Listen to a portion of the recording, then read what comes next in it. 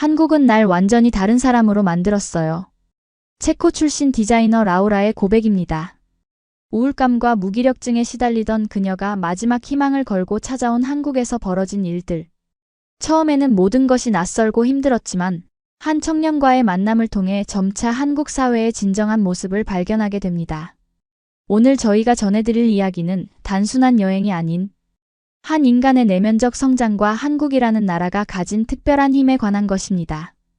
라우라가 겪은 문화적 충돌, 언어 장벽, 그리고 그것을 극복해 나가는 과정은 우리에게 많은 생각거리를 던져줍니다. 이 감동적인 이야기가 여러분의 마음에 와닿는다면 구독과 좋아요, 알림 설정으로 응원해주세요. 앞으로도 세계 각국의 사람들이 한국에서 경험한 특별한 순간들을 계속해서 소개해드리겠습니다. 그럼 지금부터 라우라의 이야기 속으로 함께 빠져볼까요? 서울의 겨울은 체코의 겨울보다 더 매섭게 느껴졌습니다. 단지 기온 때문만은 아니었죠. 낯선 땅에서 느끼는 외로움이 그 추위를 더 깊게 만들었습니다. 인천공항에 내려 서울로 향하는 공항철도 안에서 창밖을 바라보던 그날을 잊을 수가 없네요. 제 이름은 라우라, 체코 프라하에서 온 27살 여성입니다. 유럽에서는 꽤 괜찮은 디자인 회사에 다녔고 남들이 보기에는 부족함 없는 삶을 살았습니다. 하지만 마음속 깊은 곳에는 늘 채워지지 않는 공허함이 자리 잡고 있었죠. 어릴 적부터 한국 드라마와 영화를 좋아했습니다. 한국어를 조금 배우기도 했고 언젠가는 꼭 한국에 가보고 싶다는 생각을 품고 있었죠. 그런데 회사 생활이 길어지면서 점점 무기력해졌고 그러다 결국 심한 우울증에 시달리게 되었습니다. 상담사를 만나며 치료를 받던 중에 문득 생각했습니다. 이대로 가다간 정말 무너질 것 같아. 완전히 새로운 환경으로 떠나야 해. 그렇게 충동적으로 결정한 한국행이었습니다. 워킹홀리데이 비자를 신청하고 6개월만 지내다 돌아오겠다는 생각으로 왔죠. 하지만 현실은 생각보다 훨씬 더 냉혹했습니다. 처음 며칠은 여행자의 기분으로 서울의 여러 명소를 둘러보며 신나게 보냈지만 곧 현실에 직면하게 되었습니다. 원룸을 구하는 과정에서 외국인이라는 이유로 몇 번이나 거절당했고 겨우 찾은 고시원은 창문 하나 없는 답답한 공간이었습니다. 보증금 개념도 익숙하지 않았고 계약서는 모두 한국어로 되어 있어 이해하기 어려웠습니다. 몇 번이고 번역 앱을 사용해가며 내용을 확인했지만 여전히 불안한 마음이 가시지 않았습니다. 그래도 고시원 주인 아주머니가 친절하게 대해주셔서 그나마 다행이었죠. 일자리를 구하는 것도 쉽지 않았어요. 여러 카페와 식당을 돌아다니며 구직을 문의했지만 대부분은 유창한 한국어 실력을 요구했습니다. 겨우 찾은 이태원의 한 카페에서 일을 시작했지만 그곳에서도 외국인은 서툴러라는 말을 수시로 들어야 했죠. 심지어 일부 손님들은 저에게 영어로 주문하면서도 제가 알아듣지 못할 것이라는 듯 비웃기까지 했습니다. 첫 급여를 받던 날도 생생하게 기억납니다. 사장님은 약속했던 것보다 적은 금액을 주시더니 연습 기간이었으니까라며 설명을 대신했습니다. 반박하고 싶었지만 일자리를 잃을까 두려워 그냥 받아들일 수밖에 없었습니다. 그날 밤 좁은 고시원 침대에 누워 천장을 바라보며 생각했습니다. 이렇게 살아야 하는 걸까? 한국에 온 지 한 달쯤 되던 날 카페에서 실수로 커피를 쏟은 적이 있었습니다. 사장님은 손님들 앞에서 저를 심하게 꾸짖었고 이건 한국이야. 적응 못하면 떠나야지라는 말까지 했죠. 그날 저는 퇴근 후 한강변을 걸으며 처음으로 한국 땅에서 서럽게 울었습니다. 왜 이런 선택을 한 거지? 내가 무슨 착각을 한 걸까? 한강변에 앉아 프라하의 가족과 친구들 생각에 잠겼습니다. 그들은 지금 뭘 하고 있을까? 내가 여기서 겪는 어려움을 알면 어떤 반응을 보일까? 부모님께는 모든 게 잘 되고 있다고 거짓말을 했지만 사실 매일 밤 집에 돌아가고 싶다는 생각이 들었습니다. 하지만 그렇게 쉽게 포기하는 것도 자존심이 허락하지 않았습니다. 낮에는 카페에서 일하고 밤에는 좁은 고시원에 틀어박혀 지내는 날들이 이어졌습니다. 한국어 공부를 열심히 했지만 실생활에서 쓰기에는 너무 부족했죠. 유럽의 느긋한 생활 방식에 익숙했던 저는 빠른 속도로 돌아가는 서울의 생활 리듬에 적응하기 힘들었습니다. 지하철에서는 항상 사람들에게 밀려다녔고 길을 물어볼 때면 바쁘다며 대답도 제대로 해주지 않는 경우가 많았죠. 특히 힘들었던 건 눈치라는 개념이었습니다. 한국에서는 뭔가를 직접적으로 말하지 않아도 알아차려야 하는 상황이 많았는데 저 같은 외국인에게는 그것이 정말 어려웠어요. 사장님의 표정만 봐도 무슨 말을 하려는지 아는 한국 동료들이 부러웠습니다. 한국 사람들의 겉웃음도 이해하기 어려웠습니다. 얼굴로는 웃고 있지만 실제로는 불편해하거나 화가 났다는 것을 나중에야 알게 되는 경우가 많았죠. 체코에서는 감정 표현이 훨씬 직접적이고 솔직했기에 이런 문화적 차이에 적응하는 것은 쉽지 않았습니다. 한국의 음식 문화도 처음에는 낯설게 느껴졌습니다. 매운 음식이 많았고 모든 것을 공유하는 식사 방식도 개인주의적인 유럽의 그것과는 달랐습니다. 고시원 근처 분식집에서 처음 떡볶이를 먹었을 때는 너무 매워서 눈물을 흘리기도 했죠. 하지만 이상하게도 그 맵고 달콤한 맛은 자꾸만 생각나게 만들었습니다. 또 한국에서는 혼자 식당에 가는 것이 어색했습니다. 대부분의 메뉴가 2인분 이상을 기준으로 했고 혼자 식사를 하면 사람들이 이상하게 쳐다보는 것 같았습니다. 그래서 주로 편의점에서 도시락이나 김밥을 사와서 고시원에서 먹는 경우가 많았습니다. 때로는 그 작은 공간에서 혼자 식사를 하며 눈물을 훔치기도 했습니다. 하지만 그런 와중에도 작은 희망의 불빛이 보이기 시작했습니다. 제가 일하는 카페에 매일 같은 시간에 찾아오는 한 남자가 있었어요. 책을 읽거나 노트북으로 공부를 하면서 조용히 시간을 보내는 그 사람은 제가 실수로 주문을 잘못 받아도 웃으며 괜찮아요 라고 말해주는 유일한 손님이었습니다. 그는 아마 저보다 조금 어려 보였지만 눈빛에서 따뜻함이 느껴졌습니다. 한 번은 제가 영어로 간단하게 대화를 시도했고 그는 서툴지만 친절하게 영어로 응대해 주었습니다. 그날부터 그는 제게 작은 희망이 되었고 저는 그가 오는 시간을 은근히 기다리게 되었죠. 그렇게 한국에서의 첫 2달은 고단함의 연속이었습니다.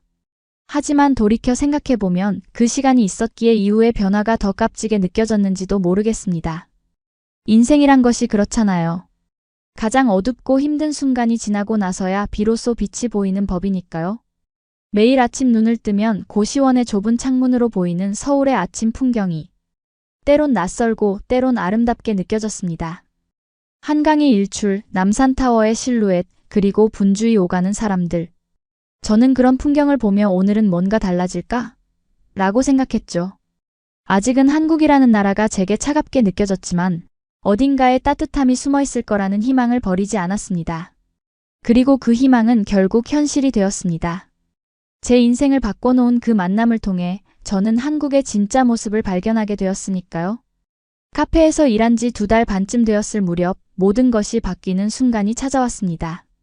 그날도 평소처럼 바쁜 오후 시간을 보내고 있었죠. 손님들로 가득 찬 카페는 시끄러웠고 저는 계속되는 주문에 정신이 없었습니다. 사장님은 오전부터 기분이 좋지 않으셨고 저는 최대한 실수하지 않으려고 노력하고 있었습니다. 그런데 그때 그 단골 손님이 들어왔습니다. 늘 그렇듯 구석자리에 앉아 책을 펴고 있었죠. 그날은 유독 피곤했습니다. 전날 밤에 고향 친구와 화상통화를 하느라 잠을 제대로 자지 못했거든요. 친구는 저에게 언제 돌아올 거냐고 물었고 저는 모호하게 대답했습니다. 사실 저 자신도 확신이 없었으니까요. 한국에서의 생활은 여전히 힘들었지만 왠지 모르게 더 머물러 보고 싶다는 생각이 들었습니다. 주문을 받으러 다가갔는데 그날따라 유독 피곤했던 저는 실수로 그의 테이블 위에 있던 책과 노트북 쪽으로 커피잔을 쏟고 말았습니다. 순간 얼굴이 하얘지면서 어쩔 줄 몰라 했죠. 오늘만큼은 실수하지 말아야 한다고 다짐했는데 하필 가장 친절한 손님 앞에서 이런 실수를 하다니. 게다가 사장님이 지켜보고 있었습니다. 저 정말 죄송합니다. 제가 바로 닦을게요. 급하게 수건을 가져오려는데 그가 저를 붙잡았습니다. 괜찮아요? 다치지 않았어요? 그가 물었습니다. 저는 너무 당황한 나머지 영어와 한국어가 뒤섞인 이상한 말로 사과를 연발했습니다. 그러자 그는 손수건을 꺼내 커피를 닦으며 미소 지었습니다. 정말 미안해요. 당신 책이. 제가 말했습니다. 책은 괜찮아요. 중요한 건 사람이죠. 그가 대답했습니다. 그 말에 저는 순간 눈물이 날 것 같았습니다. 그동안 한국에서 그런 따뜻한 말을 들은 적이 거의 없었거든요. 사장님은 달려와서 손님에게 연신 사과하며 저를 뒤로 물러나게 했습니다. 그리고 잠시 후 저를 주방으로 불러 꾸짖었죠. 손님 노트북까지 물 들어갔으면 어쩔 뻔했어? 네가 배상할 수 있어? 사장님의 말이 전혀 틀리지 않았기에 저는 그저 고개를 숙이고 사과할 수밖에 없었습니다. 그날 하루 종일 저는 불안한 마음으로 일했습니다. 퇴근 시간이 되자 사장님은 저를 불러 내일부터 나오지 말라고 했습니다. 우리 가게는 외국인을 더 써볼 여유가 없어. 미안하지만 오늘이 마지막이야. 그 말을 듣는 순간 온몸에서 힘이 빠졌습니다. 이제 일자리도 없이 어떻게 살아가야 하나 하는 두려움이 몰려왔습니다. 가게를 나서려는데 그 손님이 아직 자리에 남아 있었습니다. 그는 제 표정을 보더니 무슨 일이 있었냐고 물었습니다. 저는 용기를 내어 다가가 다시 한번 사과했고 오늘이 마지막 근무일이라는 것도 말했죠. 그러자 그는 의자를 가리키며 잠시 앉아도 될까요? 라고 물었습니다. 그렇게 우리의 첫 대화가 시작되었습니다. 그의 이름은 준호, 공무원 시험을 준비하고 있다고 했습니다. 매일 카페에 와서 공부하는 이유가 바로 그거였군요. 저는 제 이야기를 짧게 들려주었습니다. 체코에서 온 이유, 한국에서 겪는 어려움들, 그리고 점점 커지는 고향에 대한 그리움까지. 준호는 놀라울 정도로 집중해서 제 이야기를 들어주었습니다. 그리고 한마디를 했죠. 요즘 많이 힘들어 보였어요. 저도 혼자 지내본 적이 있어서 그 마음 알아요. 단순한 말 한마디였지만 그 말에서 진심이 느껴졌습니다. 처음으로 누군가가 제 마음을 이해해주는 것 같았습니다. 한국에 온 이후로 처음 느끼는 감정이었습니다. 저기, 혹시 내일 시간 있으세요? 제가 아는 다른 카페가 직원을 구하고 있어요. 제가 소개해드릴 수 있을 것 같은데. 준호가 말했습니다. 저는 눈을 크게 뜨고 그를 바라보았습니다. 정말요? 그렇게 해주실 수 있나요? 물론이죠. 그 카페 사장님은 제 고등학교 선배예요. 한번 말해볼게요. 준호는 웃으며 대답했습니다. 그날 밤 고시원으로 돌아오는 길에 처음으로 서울의 밤거리가 아름답게 느껴졌습니다. 여전히 불안했지만 작은 희망의 빛이 생긴 것 같았습니다. 준호는 약속대로 다음날 저를 강남의 한 카페로 데려갔고 그의 소개로 저는 면접을 볼 수 있었습니다. 다행히도 그곳의 사장님은 저의 서툰 한국어에도 불구하고 기회를 주셨습니다. 오히려 외국인 직원이 있으면 분위기가 국제적이 될 것 같아라며 좋아하셨죠. 새로운 카페는 이전 곳과 달리 분위기가 훨씬 좋았습니다. 사장님은 인내심을 갖고 저에게 일을 가르쳐 주셨고 동료들도 친절하게 대해주었습니다. 특히 한 여자 직원은 제 한국어 공부를 도와주겠다고 자청하기도 했습니다. 이런 변화는 모두 준호 덕분이었습니다. 준호는 그 후로도 자주 카페에 들러 저를 응원해 주었고 점차 우리는 더 많은 시간을 함께 보내게 되었습니다. 그는 제게 조금씩 한국어를 가르쳐 주기 시작했고 가끔은 퇴근 후 함께 편의점에서 간단히 저녁을 먹기도 했습니다. 그와 함께한 시간들이 쌓여갈수록 한국이라는 나라는 제게 조금씩 다르게 보이기 시작했습니다. 준호는 한국 문화와 예절에 대해 설명해 주었고 때로는 주말에 작은 박물관이나 공원을 함께 방문하기도 했습니다.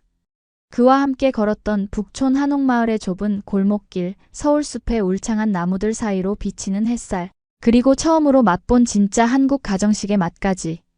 모든 순간이 제게는 새로운 발견이었습니다. 한국 사람들이 처음에는 낯을 많이 가려요. 특히 외국인에게는 더 그럴 수 있고요. 하지만 일단 마음을 열면 정말 따뜻해요. 준호가 설명해 주었습니다. 그럼 어떻게 해야 한국 사람들의 마음을 열 수 있을까요? 저는 궁금해서 물었습니다. 시간이 필요해요. 그리고 조금은 한국적인 방식으로 다가가는 것도 중요하죠. 예를 들면 직접적으로 자신의 의견을 말하기보다는 상대방의 의견을 먼저 존중하는 태도라든가. 준호의 말을 들으며 저는 점차 한국 사회의 코드를 이해하기 시작했습니다. 특히 인상적이었던 것은 준호의 가족들이었습니다. 어느 주말 그는 저를 자신의 집으로 초대했는데 그의 부모님은 처음 보는 외국인인 저를 너무나 반갑게 맞아주셨죠. 준호의 어머니는 체코에 대해 알고 계신 것들을 이야기하시며 제가 좋아할 만한 한국 음식들을 정성스럽게 준비해 주셨습니다. 한국에서 혼자 지내기 많이 힘들지요? 우리 집은 언제든 열려 있으니 편하게 놀러 오세요. 준호의 어머니가 말씀하셨습니다. 그 말에 저는 또다시 울컥했습니다. 타국에서 가족의 따뜻함을 느끼는 건 정말 특별한 경험이었으니까요. 준호의 아버지도 저를 향해 미소를 지으시며 말씀하셨습니다. 우리 아들이 많이 도와주고 있다면서요? 준호가 친구가 별로 없는 아이라 걱정했는데 좋은 외국인 친구가 생겨서 다행이네요. 그날 저녁 준호의 집에서 나오며 그에게 물었습니다. 당신 아버지가 친구가 별로 없다고 하셨는데 정말이에요? 준호는 쑥스러운 듯 웃으며 대답했습니다. 네. 저는 항상 공부만 했거든요. 시험 준비하느라 사교적인 활동을 많이 못했어요. 그런데 왜 저 같은 외국인을 도와주려고 하셨어요? 솔직히 궁금했습니다. 잠시 생각하더니 준호가 말했습니다. 글쎄요. 어쩌면 제가 항상 혼자였기 때문에 타지에서 혼자인 사람의 마음을 이해할 수 있었던 것 같아요. 그 말을 듣는 순간 저는 준호에게 더 깊은 친밀감을 느꼈습니다. 우리는 겉으로 보기에 너무 달랐지만 마음속에는 비슷한 외로움을 품고 있었던 거죠. 준호는 제게 한국 사회의 속사정도 알려주었습니다.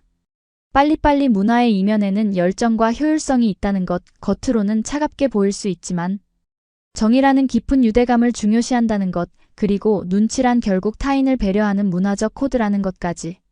한국 사람들은 처음에는 낯을 가리지만 일단 마음을 열면 정말 따뜻해요. 다만 그 문을 여는데 시간이 좀 필요할 뿐이죠. 준호의 말이 점점 이해되기 시작했습니다. 3개월이 지나자 저의 한국어 실력도 조금씩 늘어갔습니다. 카페에서도 간단한 주문은 한국어로 받을 수 있게 되었고 사장님의 표정 변화도 조금씩 읽을 수 있게 되었죠. 무엇보다 중요한 것은 제 마음의 변화였습니다. 이제는 매일 아침 눈을 뜨는 것이 두렵지 않았고 오히려 새로운 하루에 대한 기대감이 생겨났습니다. 한국에서의 생활이 4개월째로 접어들면서 저는 이 나라에 대한 이해가 깊어졌습니다. 강남의 카페에서 일하며 다양한 사람들을 만났고 한국인들의 라이프 스타일과 문화를 가까이서 관찰할 수 있었습니다. 비록 손님들과 깊은 대화를 나누지는 못했지만 그들의 표정이나 행동에서 많은 것을 배웠습니다. 특히 바쁜 아침 시간 많은 직장인들이 카페에 들러 커피를 사가는 모습이 인상적이었습니다. 그들의 긴장된 표정, 빠른 걸음걸이, 그리고 핸드폰을 놓지 않는 모습에서 한국 사회의 역동성을 느낄 수 있었습니다. 카페에서의 일도 점점 나아지기 시작했습니다. 손님들은 이제 제 서툰 한국어에 웃음 짓기보다는 격려해주는 경우가 많아졌고 사장님도 저를 향한 태도가 조금씩 바뀌어 갔습니다. 어느 날은 바쁜 시간에 제가 능숙하게 주문을 처리하는 모습을 보고 많이 좋아졌네라는 말을 해주셨죠. 그 한마디가 제게는 큰 힘이 되었습니다. 준호와의 관계도 더욱 깊어져 갔습니다. 이제는 서로의 습관이나 취향까지 알게 되었고 저는 그의 성실함과 따뜻함에 점점 더 마음이 끌렸습니다. 주말이면 준호와 함께 서울의 여러 곳을 탐험했습니다. 북한산 등산을 통해 서울의 전경을 내려다보기도 했고 한강에서 치맥치킨과 맥주를 즐기기도 했습니다. 특히 야시장에서의 경험은 잊을 수 없는 추억이 되었습니다. 다양한 음식들, 흥겨운 분위기, 그리고 밤늦게까지 이어지는 활기찬 에너지. 그것은 제가 유럽에서 경험했던 것과는 완전히 다른 문화적 체험이었죠. 라우라, 너는 한국 음식 중에 뭐가 제일 좋아? 준호가 물었습니다. 떡볶이. 저는 웃으며 대답했습니다. 와, 외국인이 떡볶이를 좋아하다니. 매운 건데? 준호는 놀란 듯 했습니다. 처음에는 너무 매워서 먹기 힘들었어. 하지만 이제는 중독됐어. 특히 떡의 쫄깃한 식감과 고추장 소스의 달콤하고 매운맛의 조화가 정말 좋아. 제가 대답하자 준호는 환하게 웃었습니다. 너 정말 한국 사람 다 됐다. 이제 김치찌개도 잘 먹어? 준호가 물었습니다. 아직 김치찌개는 좀 도전적이야. 하지만 도전하는 걸 좋아해. 저는 솔직하게 말했습니다. 준호는 미소를 지으며 말했습니다. 그게 한국이야. 처음에는 적응하기 어렵지만 시간이 지나면 빠져들게 되는 곳이지. 그의 말은 단순히 음식에 관한 것만은 아니었습니다. 그것은 제가 한국에서 겪고 있는 모든 경험에 대한 은유였죠. 맞습니다. 저는 점점 이 나라에 빠져들고 있었습니다. 어느 날 준호는 제게 특별한 제안을 했습니다. 제가 디자인을 전공했다는 사실을 알고 자신의 친구가 운영하는 작은 디자인 스튜디오를 소개해주고 싶다고 했죠. 처음에는 망설였습니다. 제 한국어 실력으로 과연 전문적인 일을 할 수 있을까 하는 의구심이 들었거든요. 하지만 준호는 제 포트폴리오를 보고 감탄했고 자신의 친구도 분명 좋아할 거라며 저를 격려했습니다. 유럽 디자인 감각은 한국에서 새로운 시각으로 받아들여질 수 있어. 너의 강점이 될 수 있다고 생각해. 준호의 말에 용기를 얻어 저는 그 스튜디오를 방문하기로 했습니다. 성수동에 위치한 그 디자인 스튜디오는 작았지만 활기찼습니다. 젊은 디자이너들이 모여 다양한 프로젝트를 진행하고 있었죠. 스튜디오 대표인 민지는 준호의 대학 동기로 매우 열정적이고 창의적인 사람이었습니다. 그녀는 제 포트폴리오를 꼼꼼히 살펴본 후 놀라운 제안을 했습니다. 유럽의 미니멀리즘과 한국의 전통적 요소를 결합한 디자인 프로젝트를 구상 중인데 라우라 씨의 시각이 필요해요. 일주일에 이틀만 와서 우리와 함께 일해볼래요? 저는 기쁨과 놀라움을 감추지 못했습니다. 제 전공을 살려 일할 수 있는 기회가 생기다니 꿈만 같았습니다. 이렇게 저는 카페 일을 계속하면서도 주 2회 디자인 스튜디오에서 인턴으로 일하게 되었습니다. 스튜디오에서의 일은 저에게 새로운 도전이었습니다. 언어의 장벽이 있었지만 디자인이라는 공통의 언어로 소통할 수 있었죠. 처음에는 단순한 작업부터 시작했지만 점차 중요한 프로젝트에도 참여하게 되었습니다. 특히 저의 유럽적 감각과 한국의 디자인 요소를 결합한 작업들은 팀원들로부터 좋은 평가를 받았습니다. 라우라는 우리가 당연하게 생각하는 것들에 대해 새로운 시각을 제시해줘요. 그게 정말 신선해요. 민지의 말에 저는 처음으로 제 다름이 단점이 아닌 강점이 될 수 있다는 것을 깨달았습니다. 한국에서의 생활이 5개월 차로 접어들면서 저는 점점 더 이 나라에 적응해가고 있었습니다.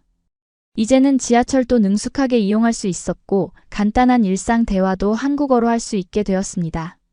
고시원에서 원룸으로 이사를 하면서 생활 공간도 넓어졌고 요리도 직접 해 먹을 수 있게 되었죠. 김치찌개와 된장찌개 같은 한국 요리도 조금씩 도전해보기 시작했습니다. 하지만 새로운 걱정도 생겼습니다. 워킹홀리데이 비자는 곧 만료될 예정이었고 체코로 돌아가야 할지 아니면 한국에 더 머물 방법을 찾아야 할지 고민이었습니다. 이제는 한국이 단순한 여행지가 아닌 제 삶의 일부가 되어 있었으니까요. 그런 고민을 준호에게 털어놓았을 때 그는 진지하게 말했습니다. 한국어를 더 배우고 싶다면 어학원에 등록하고 학생 비자로 전환하는 방법도 있어. 디자인 공부를 더 하고 싶다면 대학원 과정을 알아볼 수도 있고. 그의 제안은 새로운 가능성을 열어주었습니다. 저는 한국에 더 머물면서 전문성을 키우고 싶다는 생각이 들었습니다. 그리고 솔직히 말하자면 준호와 더 많은 시간을 보내고 싶다는 마음도 있었죠. 정말 그게 가능할까? 제가 물었습니다. 물론이지. 네가 원한다면 내가 도와줄게. 준호의 대답은 확신에 차 있었습니다. 그날 밤 저는 가족들에게 장문의 이메일을 보냈습니다. 한국에서의 경험, 새로운 기회, 그리고 더 머물고 싶다는 마음까지 솔직하게 털어놓았죠. 부모님은 처음에는 놀라셨지만 제가 행복해 보인다면 지지해주겠다는 답장을 보내주셨습니다. 그렇게 저는 한국에 더 머무르기 위한 준비를 시작했습니다. 준호의 도움으로 서울의 한 어학원에 등록했고 학생 비자로 전환하기 위한 서류 작업도 진행했습니다. 모든 과정은 쉽지 않았지만 한 단계씩 나아가는 느낌이 좋았습니다. 디자인 스튜디오에서의 일도 점점 더 중요해졌습니다. 민지는 제게 정식 계약을 제안했고 주 3일로 근무 일수를 늘렸습니다. 카페 일은 주말에만 하기로 했죠. 제 디자인 작업이 실제 클라이언트들에게 선보여질 때의 그 짜릿함은 이루 말할 수 없었습니다. 라우라, 내 작업이 정말 좋은 반응을 얻고 있어. 특히 한국 전통 문양을 현대적으로 재해석한 그 시리즈는 클라이언트가 대만족했대. 민지의 말에 저는 큰 자부심을 느꼈습니다. 한편 준호와의 관계도 점점 깊어져 갔습니다. 우리는 이제 서로에게 특별한 감정이 있다는 것을 인정했고 공식적으로 연인 관계가 되었습니다. 준호는 여전히 공무원 시험을 준비 중이었지만 저를 위해 시간을 내주었고 우리는 서로에게 큰 힘이 되어주었습니다. 라우라, 너는 내게 큰 변화를 가져왔어. 항상 책만 보던 내가 이렇게 다양한 경험을 하게 됐으니까. 준호의 말에 저는 웃으며 대답했습니다. 나도 마찬가지야. 너 덕분에 한국이라는 나라를 진짜로 알게 됐으니까. 어느 주말 우리는 준호의 고향인 강원도의 작은 마을을 방문했습니다. 서울과는 완전히 다른 한국의 모습을 볼 수 있었죠. 산으로 둘러싸인 평화로운 마을, 흙내음이 나는 좁은 길, 그리고 수십 년 된 감나무가 있는 준호의 할머니 집. 할머니는 저를 보자마자 환하게 웃으시며 손을 잡아주셨습니다. 언어가 통하지 않았지만 그 따뜻한 손길에서 진심이 느껴졌습니다. 할머니가 외국인을 처음 보셨을 텐데 전혀 낯설어하지 않으시네요. 제가 준호에게 말했습니다. 할머니는 사람의 마음을 보시는 분이에요. 언어보다 중요한 건 마음이라고 항상 말씀하셨거든요. 준호의 대답에 저는 깊이 공감했습니다. 그날 밤 할머니가 직접 담그신 된장으로 만든 찌개를 먹으며 저는 이것이 진짜 한국이구나 싶었습니다. 화려한 서울의 고층 빌딩이 아닌 이런 소박하고 진실된 순간에 한국의 진정한 모습이 담겨 있었던 거죠. 강원도에서 돌아온 후 저는 일기장에 이런 글을 적었습니다. 오늘로 한국에 온 지 5개월이 되었다. 처음에는 모든 것이 낯설고 힘들었지만 이제는 이곳이 제2의 고향처럼 느껴진다. 언어는 여전히 어렵지만 말보다 중요한 것은 마음이라는 것을 배웠다. 준호와 그의 가족들, 민지와 스튜디오 동료들, 그리고 카페 사장님까지 모두가 내게 한국의 다른 모습을 보여주었다. 이제 나는 확신한다. 내가 충동적으로 한 선택이 내 인생에서 가장 큰 축복이 되었다는 것을. 한국에서의 시간이 6개월이 되었을 때 저는 중요한 결정을 내렸습니다. 학생 비자로 전환하여 적어도 1년 더 한국에 머물기로 한 것입니다.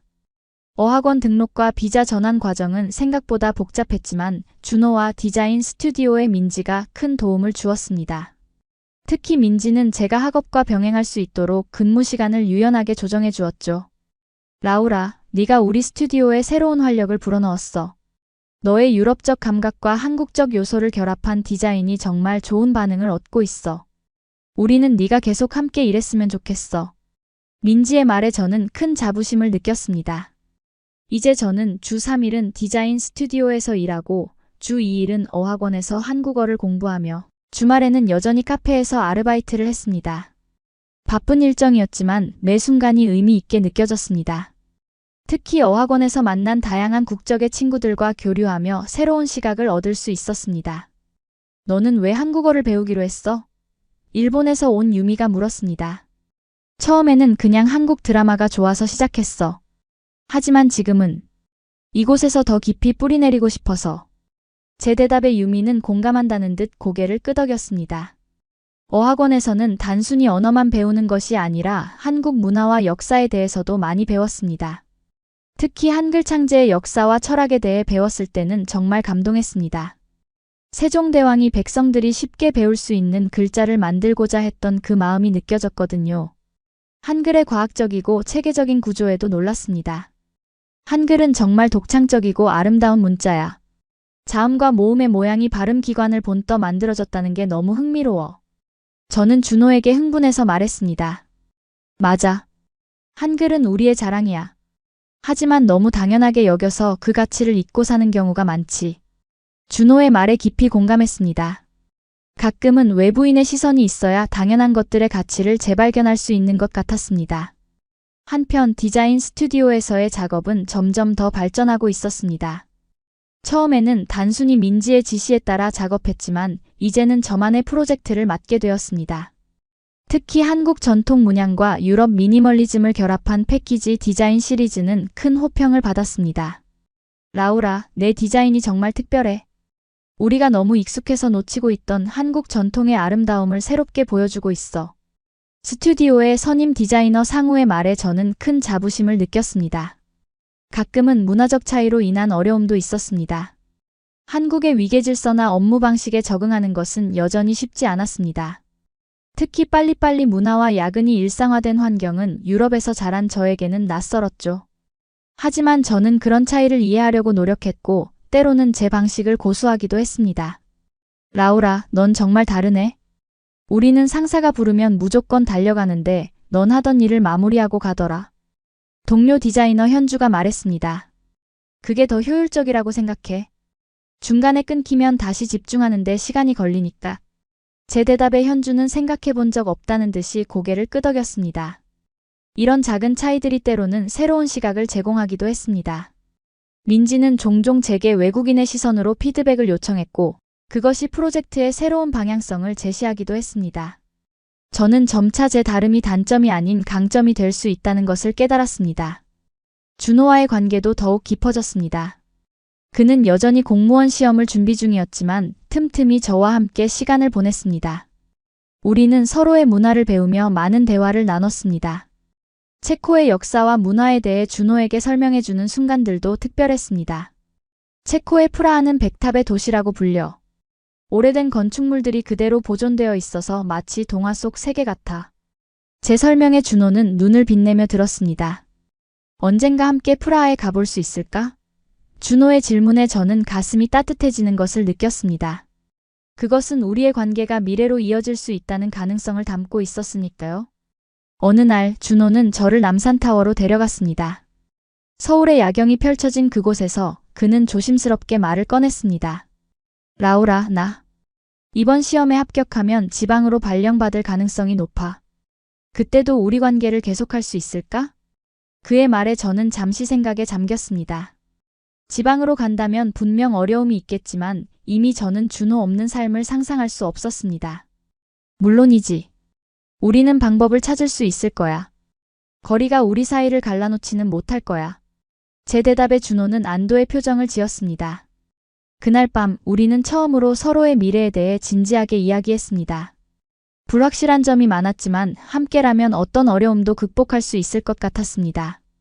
한국에서의 일상이 점차 자리를 잡아가면서 저는 이제 한국 사회의 일부가 된 것 같은 느낌이 들었습니다. 고시원에서 원룸으로 다시 작은 투룸 아파트로 이사하며 생활 공간도 넓어졌고 이웃들과도 인사를 나누는 사이가 되었습니다.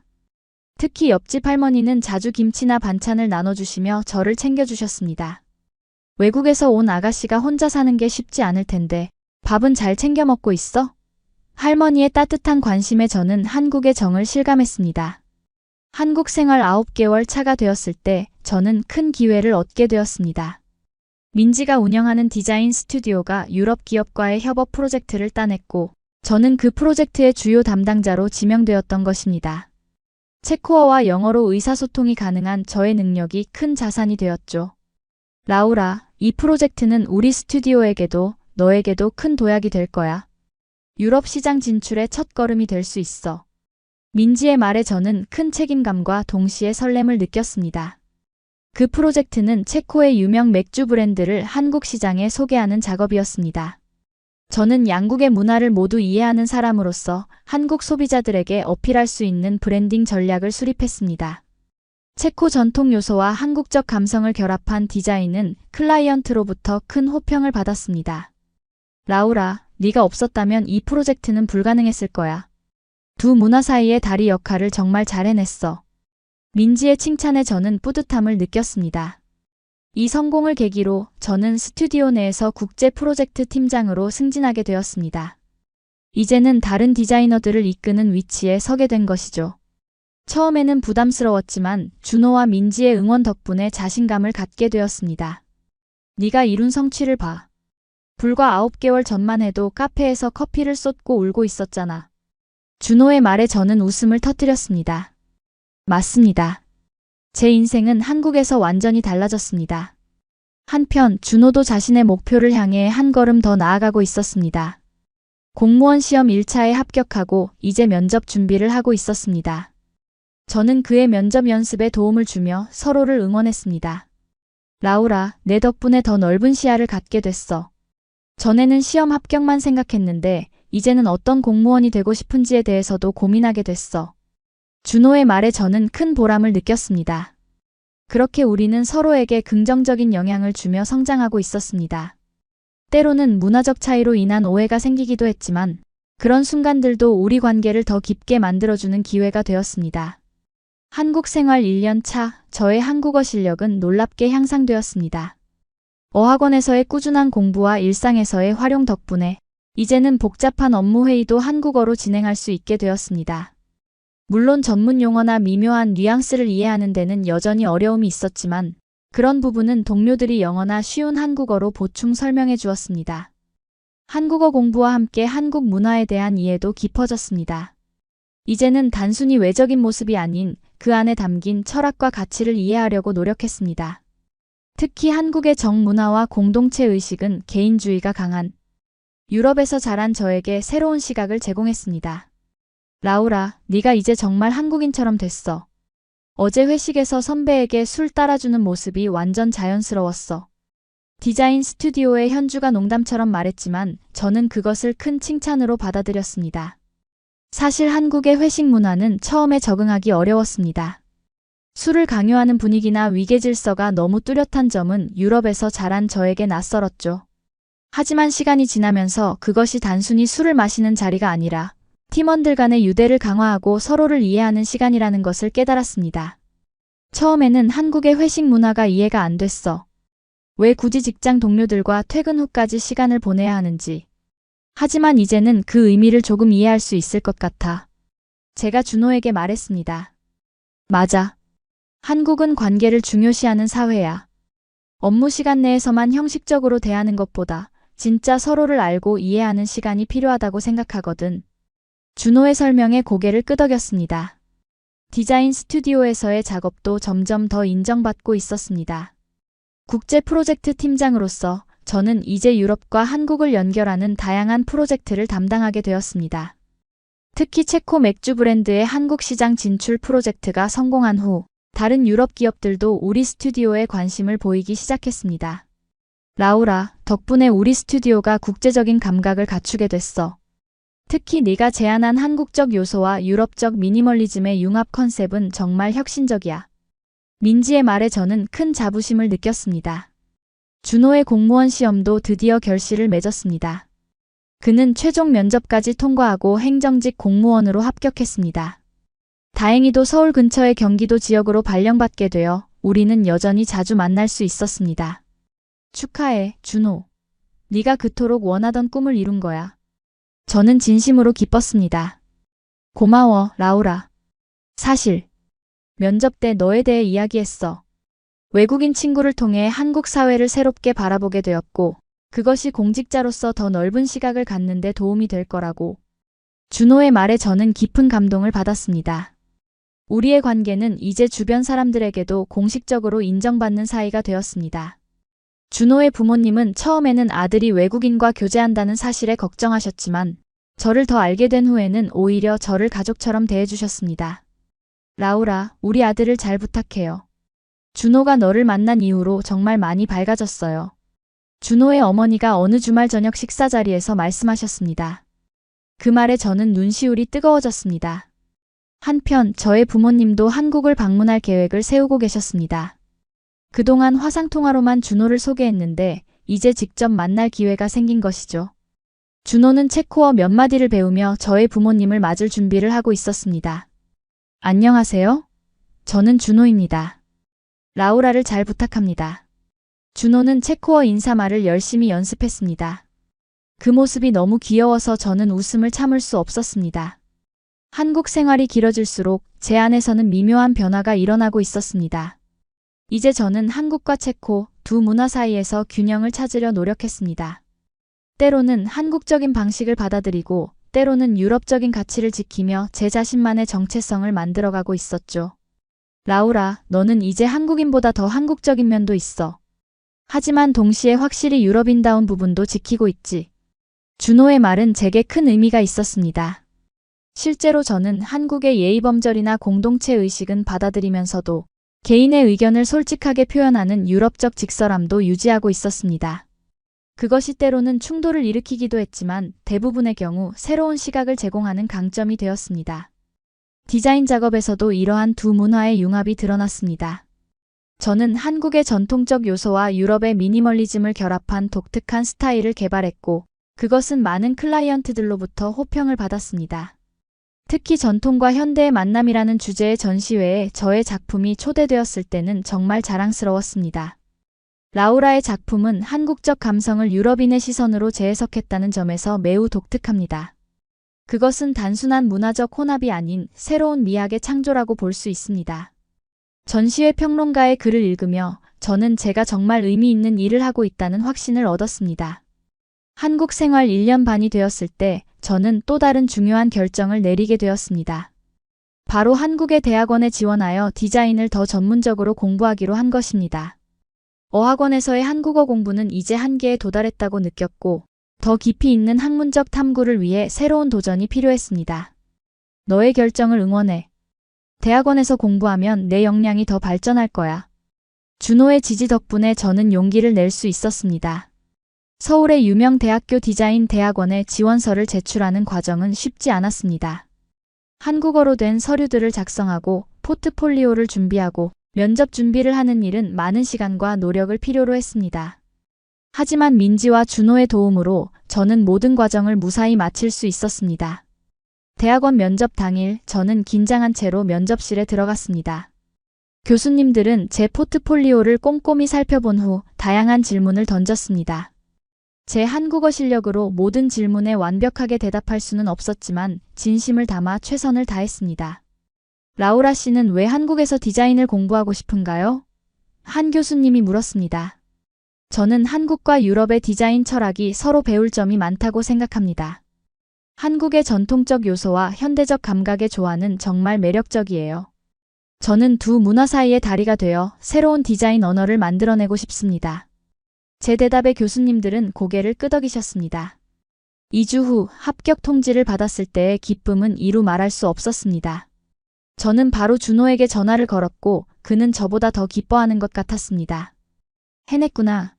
정말 대단해, 라우라. 이제 너는 공식적으로 한국 대학원생이야. 준호의 축하에 저는 행복한 눈물을 흘렸습니다. 민지도 저의 성취를 진심으로 축하해 주었습니다. 그리고 감동적인 제안을 해주었죠. 라우라, 대학원 공부하느라 바쁠 테니 근무 시간을 줄이고 싶으면 언제든지 말해. 우리는 너와 계속 함께 일하고 싶어. 네가 학업과 일을 병행할 수 있도록 최대한 돕겠다.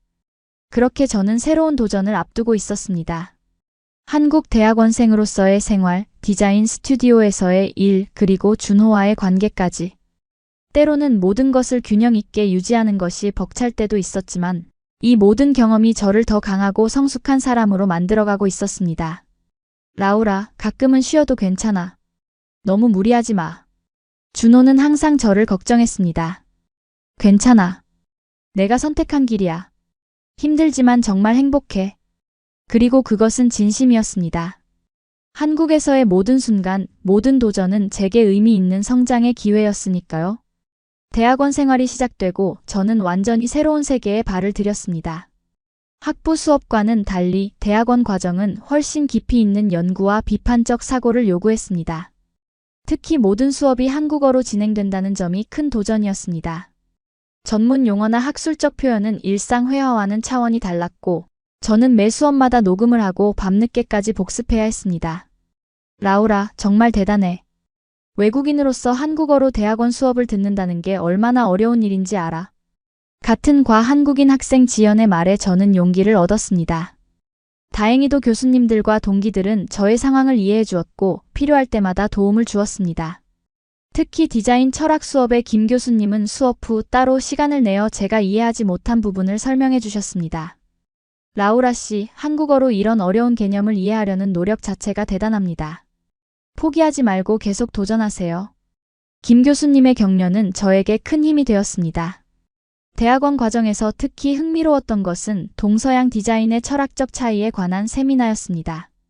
이 수업에서 저는 서양의 개인주의적 디자인, 철학과 동양의 조화로운 공동체 중심 디자인 철학의 차이점을 깊이 탐구할 수 있었습니다. 저의 유럽적 배경과 한국에서의 경험이 이 주제에 대한 독특한 시각을 제공했고 저는 자연스럽게 이 분야에 더욱 관심을 갖게 되었습니다. 라우라 씨의 발표는 두 문화권에 대한 실제 경험을 바탕으로 하고 있어 매우 설득력 있었습니다. 특히 체코의 큐비즘과 한국의 조형미를 비교한 부분은 새로운 시각을 제시했다고 생각합니다. 교수님의 평가에 저는 큰 자부심을 느꼈습니다. 이 과정에서 저는 제 석사 논문 주제도 점차 구체화할 수 있었습니다. 한국 전통 문양의 현대적 재해석, 서양 미니멀리즘과의 융합을 중심으로라는 주제로 저만의 독특한 디자인 철학을 학문적으로 발전시키고자 했습니다. 물론 대학원 생활이 항상 순탄했던 것은 아닙니다. 때로는 언어적 한계로 인해 제 생각을 제대로 표현하지 못할 때면 좌절감을 느끼기도 했고 한국 학생들 사이에서 종종 외로움을 느끼기도 했습니다. 특히 그룹 프로젝트에서는 문화적 차이로 인한 오해가 생기기도 했습니다. 라우라는 너무 직설적이야. 우리가 제안한 아이디어에 대해 바로 이건 안 될 것 같아라고 말하니까 좀 당황스러웠어. 한 동기가 다른 학생에게 말하는 것을 우연히 듣게 되었을 때 저는 마음이 아팠습니다. 그날 저는 준호에게 이 일을 털어놓았습니다. 나는 그저 솔직하게 의견을 말한 건데 그게 이곳에서는 무례하게 느껴질 수 있다는 걸 미처 생각하지 못했어. 한국에서는 직접적인 거절보다는 완곡한 표현을 선호해. 검토해볼게요. 나 좋은 의견인데 조금 더 생각해봐야 할 것 같아요. 같은 식으로. 준호의 설명에 저는 고개를 끄덕였습니다.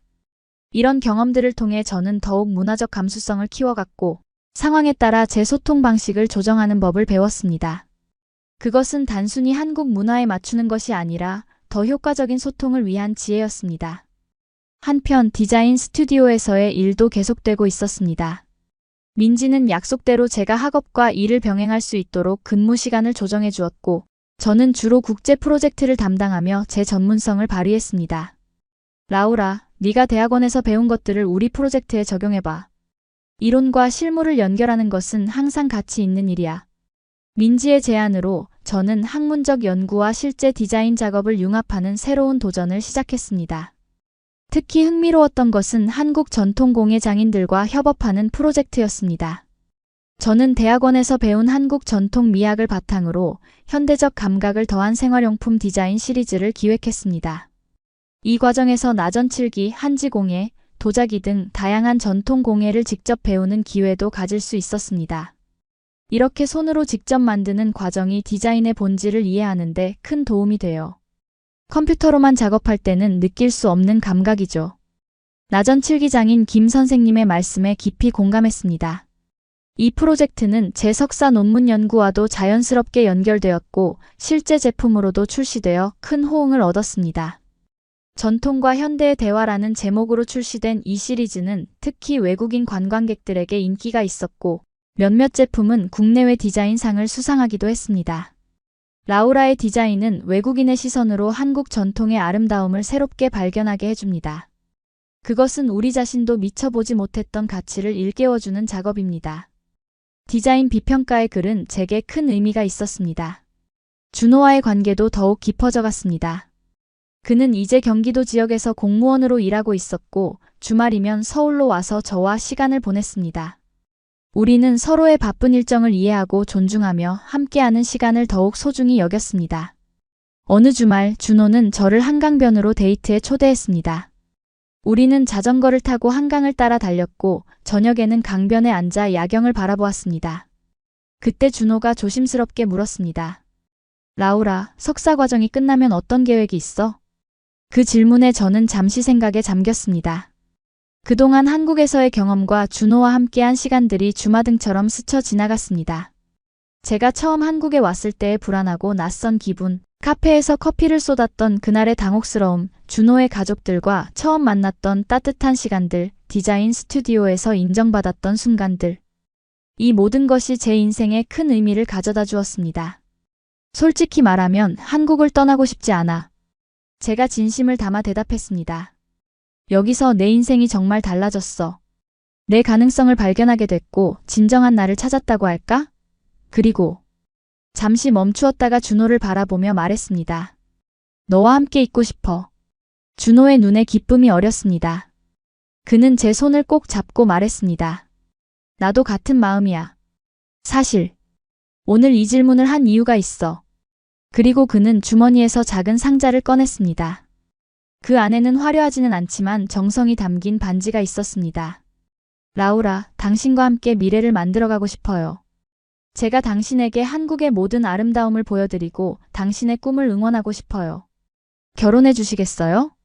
그 순간 저는 머리가 아닌 마음으로 대답했습니다. 네, 정말 그러고 싶어요. 한강변에서의 그 프로포즈는 제 인생의 또 다른 전환점이 되었습니다.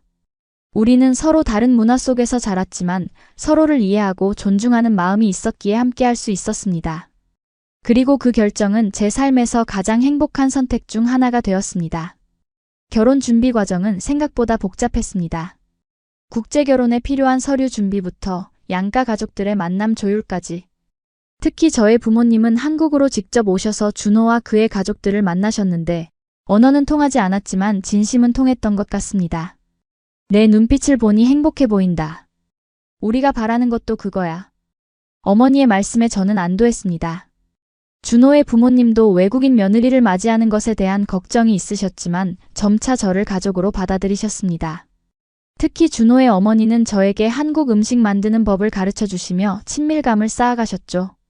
라우라야, 된장찌개는 이렇게 끓이는 거야. 우리 아들이 이걸 제일 좋아해. 어머니의 정성 어린 가르침에 저는 감동했습니다. 그렇게 우리는 2025년 봄 서울의 한 작은 교회에서 결혼식을 올렸습니다. 양국의 문화를 존중하는 의미에서 한국 전통 홀레복인 한복과 서양식 웨딩드레스를 모두 입었습니다.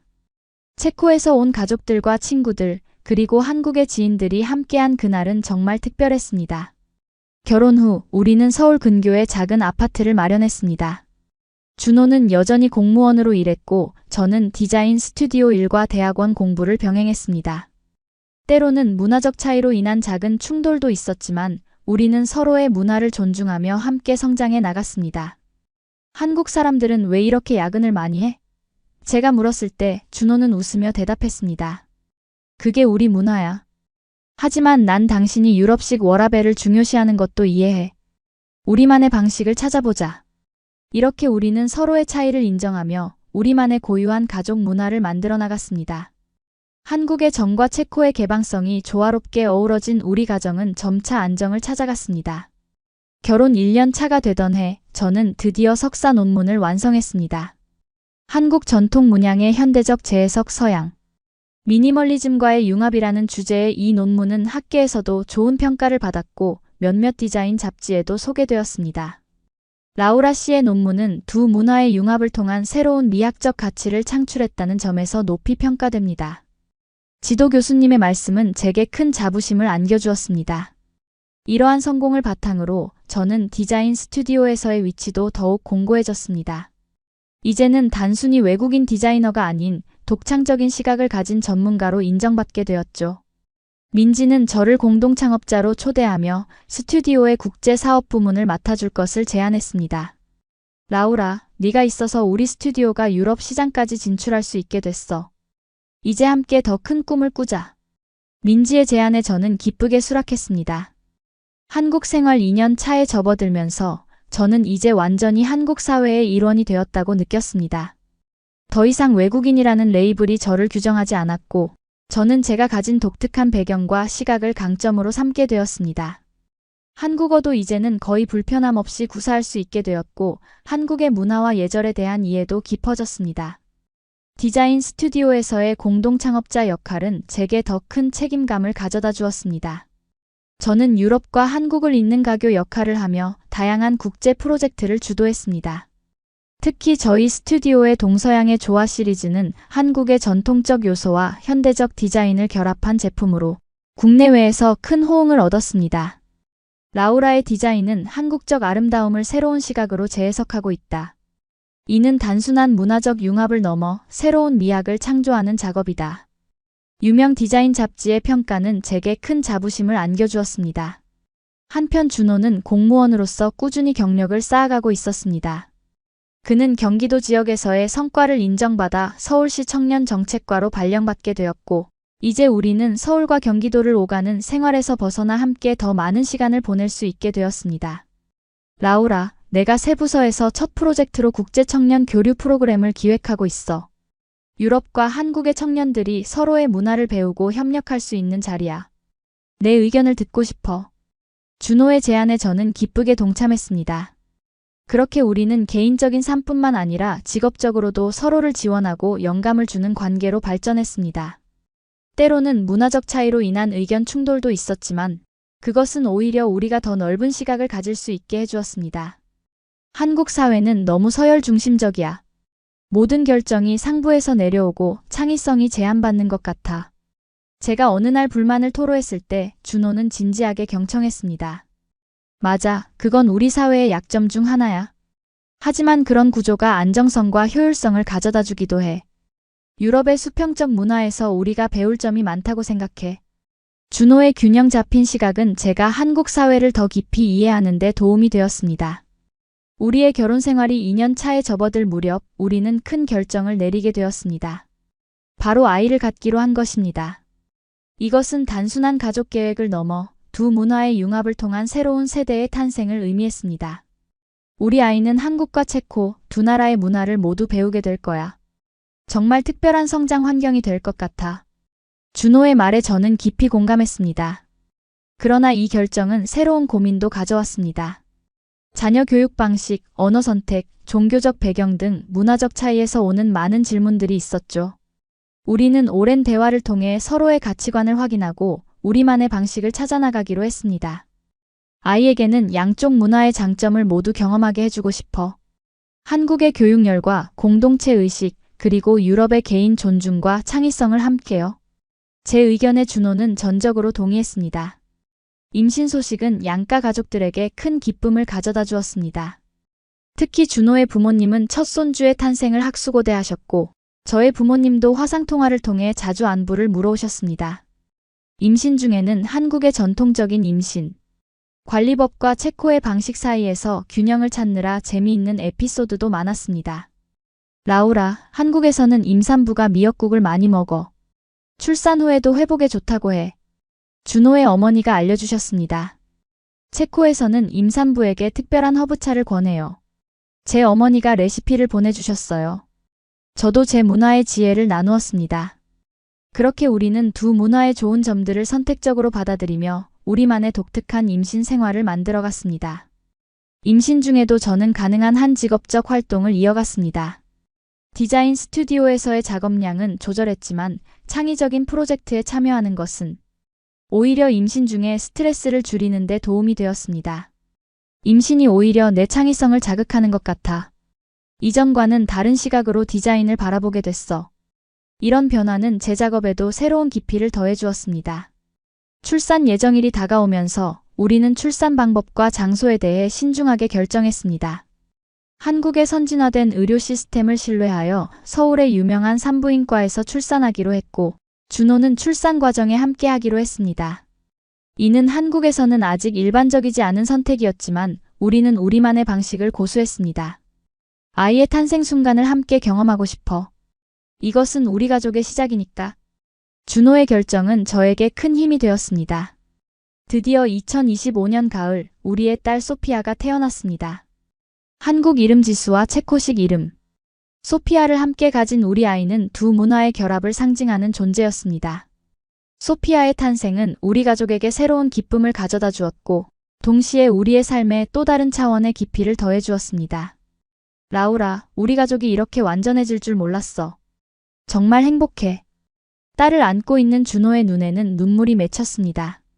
저 역시 이 순간이 제가 한국에서 경험한 가장 아름다운 순간 중 하나라고 느꼈습니다. 체코에서 홀로 떠나온 그 불안했던 시간들이 이제는 멀고 먼 과거처럼 느껴졌습니다. 그리고 저는 확신했습니다. 제가 선택한 이 길, 한국에서의 새로운 삶이 정말 옳았다는 것을. 소피아의 탄생은 우리 가족에게 새로운 변화와 도전을 가져왔습니다. 양육은 생각했던 것보다 훨씬 복잡했고, 특히 두 문화 사이에서 균형을 찾는 일은 더욱 어려웠습니다.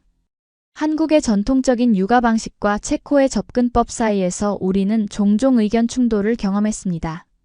라우라, 한국에서는 아기를 더 따뜻하게 입히는 게 일반적이야. 겉으로는 덥게 보여도 내부는 체온이 불안정할 수 있어. 준호의 어머니가 조언했을 때 저는 유럽의 육아서들에서 읽은 내용과 다르다고 느꼈습니다. 체코에서는 아이가 너무 두꺼운 옷을 입으면 오히려 열이 발생할 수 있다고 생각해요. 자연스러운 온도 적응이 중요하다고요. 제가 말씀드렸습니다. 이러한 작은 차이들이 때로는 커다란 논쟁으로 이어지기도 했지만 우리는 점차 양쪽의 지혜를 존중하며 우리만의 방식을 찾아나갔습니다. 준호의 어머니도 점차 저의 의견을 존중해 주셨고 저 또한 한국의 전통적인 육아 지혜에서 배울 점이 많다는 것을 인정했습니다.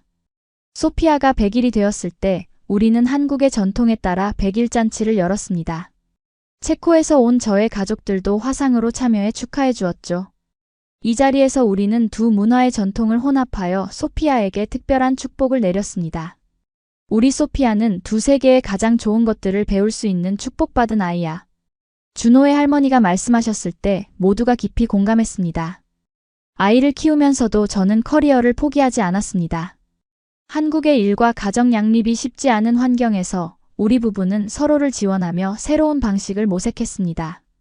준호는 육아에 적극적으로 참여했고 우리는 필요할 때 도움을 구하는 것을 주저하지 않았습니다. 라우라, 내가 퇴근 후와 주말에는 소피아를 전적으로 맡을게. 너는 디자인 작업에 집중해. 준호의 지원은 저에게 큰 힘이 되었습니다. 때로는 준호의 부모님이 소피아를 봐주시기도 했고 필요할 때는 육아 도우미의 도움도 받았습니다. 이러한 지원 시스템 덕분에 저는 디자인 스튜디오에서의 역할을 계속 수행할 수 있었고 심지어 소피아가 6개월이 되었을 때는 체코 프라하에서 열린 디자인 전시회에도 참가할 수 있었습니다. 라우라, 네가 없는 동안 소피아는 우리가 잘 돌볼게. 걱정 말고 내 일에 집중해. 준호의 말에 저는 깊은 감사를 느꼈습니다. 프라하에서의 전시회는 큰 성공을 거두었고 한국과 유럽의 디자인을 융합한 저의 작품들은 많은 관심을 받았습니다. 이 경험은 제게 더 큰 자신감을 주었고 국제적인 디자이너로서의 입지를 다지는 계기가 되었습니다. 소피아가 1살이 되었을 때 우리는 그녀의 언어 발달에 대해 진지하게 고민하기 시작했습니다. 이중언어 환경에서 자라는 아이들이 언어 발달이 늦을 수 있다는 우려도 있었지만 우리는 소피아에게 한국어와 체코어를 모두 가르치기로 결정했습니다. 준호, 우리는 각자 자신의 모국어로 소피아에게 말하는 것이 좋을 것 같아.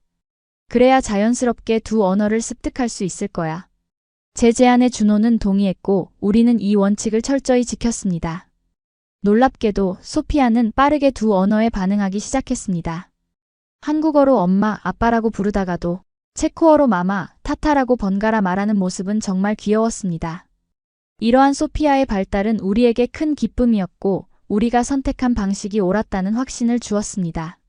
한국에서의 생활이 3년차에 접어들면서 저는 이제 완전히 이곳에 뿌리를 내렸다고 느꼈습니다. 한국어로 일상 대화는 물론 업무적인 논의도 자유롭게 할 수 있게 되었고 한국의 문화와 사회적 규범에 대한 이해도 깊어졌습니다. 그럼에도 불구하고 저는 제 체코인으로서의 정체성도 소중히 여겼습니다. 라우라, 네가 한국에 너무 잘 적응해서 놀라워. 하지만 동시에 내 고유한 문화적 배경을 잃지 않았다는 게 정말 대단해. 민지의 말에 저는 깊이 공감했습니다. 정말 그랬습니다. 저는 한국의 일부가 되어가는 동시에 제 뿌리도 소중히 간직하고 있었습니다. 그리고 이 두 가지 정체성의 조화가 제가 가진 가장 큰 강점이라고 생각했습니다. 소피아가 18개월이 되었을 때 우리는 가족여행으로 체코를 방문했습니다. 소피아가 저의 고향과 가족들을 만나는 첫 번째 기회였고 준호 역시 체코를 더 깊이 경험할 수 있는 시간이었습니다. 와, 프라하는 정말 동화 속 도시 같아. 사진으로 보던 것보다 훨씬 아름답네. 준호가 프라하성을 바라보며 감탄했습니다. 이 여행은 우리 가족에게 특별한 의미가 있었습니다. 소피아는 체코의 문화와 음식, 그리고 저의 가족들과 친해질 수 있었고 준호는 저의 문화적 배경을 더 깊이 이해하게 되었습니다. 또한 저 역시 고향을 새로운 시각으로 바라볼 수 있었습니다. 라우라, 프라하에 와서 보니 내가 왜 한국에서도 이런 미학적 감각을 유지하는지 이해가 돼. 이 도시의 건축과 예술은 정말 놀라워. 준호의 말에 저는 뿌듯함을 느꼈습니다. 체코 여행에서 돌아온 후 저는 새로운 디자인 프로젝트를 시작했습니다. 프라하에서 서울까지라는 제목의 이 프로젝트는 두 도시의 건축적 요소와 문화적 상징들을 결합한 인테리어 디자인 시리즈였습니다. 이 작업은 제 경험과 정체성을 가장 잘 표현한 작품 중 하나가 되었고 국내외에서 큰 관심을 받았습니다. 라우라의 디자인은 단순한 문화적 혼합을 넘어 두세 개의 대화를 만들어낸다. 그것은 우리에게 새로운 시각을 제공하고 익숙한 것들을 새롭게 보게 한다. 유명 디자인 비평가의 평가는 제게 큰 자부심을 안겨주었습니다. 이런 성공에 힘입어 저는 국제 디자인 컨퍼런스에서 강연을 요청받기도 했고 몇몇 대학에서는 강의 제안을 받기도 했습니다. 그중 서울예술대학교에서의 특강 제안은 저에게 새로운 도전이자 기회였습니다. 대학생들에게 내 경험과 지식을 나눌 수 있다니 정말 영광이야. 하지만 한국어로 강의하는 건 아직 부담스러워. 저의 고민에 준호는 격려해 주었습니다. 넌 할 수 있어. 그리고 너의 약간의 외국인 억양은 오히려 강의에 신선함을 더할 거야. 그렇게 저는 문화 간 디자인 동서양의 조화라는 주제로 특강을 진행했고 학생들의 반응은 기대 이상으로 좋았습니다. 이 경험은 제게 교육자로서의 새로운 가능성을 열어주었고 저는 디자이너로서뿐만 아니라 지식 전달자로서의 역할도 고려하기 시작했습니다. 한국 생활 4년차에 접어든 2024년 우리 가족은 또 다른 기쁜 소식을 맞이했습니다. 바로 둘째 아이의 임신이었습니다. 이번에는 첫째 때보다 더 여유 있게 임신 생활을 즐길 수 있었고 소피아도 동생의 탄생을 기대하며 신이 났습니다. 엄마, 동생이 언제 와요? 소피아가 제 배를 만지며 물었을 때 그 순간의 행복감은 이루 말할 수 없었습니다. 2025년 봄, 우리의 둘째 아들 토마스 한국 이름 민준가 태어났습니다. 소피아와는 달리 토마스는 준호를 닮아 한국적인 외모가 더 두드러졌습니다. 두 아이의 외모 차이는 우리 가족의 다문화적 특성을 더욱 잘 보여주는 듯 했습니다. 소피아는 라우라를 닮아 눈이 크고 토마스는 준호를 닮아 얼굴형이 동양적이네요. 정말 아름다운 가족이에요. 주변 사람들의 이런 말에 우리는 더욱 특별한 가족이라는 자부심을 느꼈습니다. 두 아이를 키우면서 우리는 더욱 체계적인 육아 계획이 필요했습니다. 준호는 공무원 복지제도를 활용해 육아휴직을 신청했고 저는 디자인 스튜디오에서의 업무를 재조정했습니다. 민지와 동료들의 이해와 지원 덕분에 저는 일과 가정의 균형을 유지할 수 있었습니다. 라우라, 넌 정말 대단해. 두 아이를 키우면서도 이렇게 창의적인 작업을 계속하다니. 민지의 칭찬에 저는 겸손하게 대답했습니다. 모든 건 지원 시스템 덕분이야. 준호, 당신의 부모님, 그리고 너희 모두가 도와주지 않았다면 불가능했을 거야. 정말 그랬습니다. 한국에서 경험한 정의 문화는 제가 가정과 직장 생활을 병행할 수 있게 해준 큰 힘이었습니다. 준호의 부모님은 종종 아이들을 봐주셨고, 민지와 스튜디오 동료들은 제가 재택근무를 할 수 있도록 배려해 주었습니다. 이런 공동체적 지원은 체코에서는 경험하지 못했던 것이었습니다. 토마스가 태어난 지 6개월이 되었을 때 우리 가족에게 새로운 기회가 찾아왔습니다. 준호가 한국 외교부의 문화 외교 담당관으로 발탁된 것입니다. 이 직책은 한국 문화를 해외에 알리는 중요한 역할을 담당했고, 특히 유럽과의 문화 교류를 강화하는 임무가 포함되어 있었습니다. 라우라, 이 일이 우리 가족에게 좋은 기회가 될 것 같아. 내가 한국 문화를 해외에 알리는 일을 하고 너는 디자이너로서 두 문화의 가교 역할을 하고 있잖아. 우리가 함께하면 더 많은 것을 이룰 수 있을 거야. 준호의 열정에 저도 큰 기대를 걸게 되었습니다. 이 변화는 우리 가족의 삶에 새로운 차원을 더했습니다. 준호는 이제 공식적인 외교 행사에 참석하게 되었고, 때로는 저도 함께 동행했습니다. 우리의 다문화 가족은 한국의 개방성과 다양성을 보여주는 좋은 사례로 여겨졌고, 몇몇 외교 행사에서는 우리의 경험을 공유해달라는 요청을 받기도 했습니다. 라우라 씨와 준호 씨의 이야기는 한국이 얼마나 국제적으로 개방되어 있는지를 보여주는 훌륭한 예입니다. 이런 가족들이 많아질수록 우리 사회는 더욱 풍요로워질 것입니다. 외교부 장관의 이러한 평가는 우리에게 큰 자부심을 안겨주었습니다. 한편 소피아는 이제 3살이 되어 유치원에 다니기 시작했습니다. 우리는 국제 유치원과 한국 전통 유치원 사이에서 고민하다가 결국 한국 유치원을 선택했습니다. 소피아가 한국 사회에 완전히 적응하는 것이 중요하다고 생각했기 때문입니다. 대신 주말에는 체코 문화와 언어를 배울 수 있는 활동들을 계획했습니다. 소피아야, 이건 체코 전통 인형이야. 할머니가 프라하에서 보내주셨어. 제가 인형을 건네자 소피아는 호기심 어린 눈으로 살펴보았습니다. 예쁘다. 이름이 뭐예요? 소피아가 체코어와 한국어를 섞어 물었습니다. 이 인형의 이름은 리듀스카야. 체코의 민속 이야기에 나오는 인물이지. 이렇게 우리는 일상 속에서 자연스럽게 두 문화를 아이들에게 전하려 노력했습니다. 소피아의 유치원 생활은 새로운 도전이기도 했습니다. 다른 부모님들과의 교류, 한국식 교육 방식 이해 등 저에게는 낯선 경험들이 많았습니다. 하지만 이 과정에서 저는 더 깊이 한국 사회를 이해하게 되었고, 다른 어머니들과도 좋은 관계를 형성할 수 있었습니다. 라우라 씨, 외국인인데도 아이를 이렇게 잘 키우시는 모습이 정말 멋있어요. 한 어머니가 말씀하셨을 때 저는 감사함과 동시에 약간의 의문을 느꼈습니다. 사실 아이 키우는 건 어느 나라에서나 비슷한 것 같아요. 사랑과 관심이 제일 중요하죠. 제 대답에 많은 어머니들이 공감해 주셨습니다. 이런 교류는 제가 단순히 외국인 엄마로 분류되는 것을 넘어 하나의 개인으로 인정받는 경험이었습니다. 저는 점차 유치원의 학부모 모임에서도 적극적인 역할을 맡게 되었고, 때로는 문화교류 프로그램을 제안하기도 했습니다.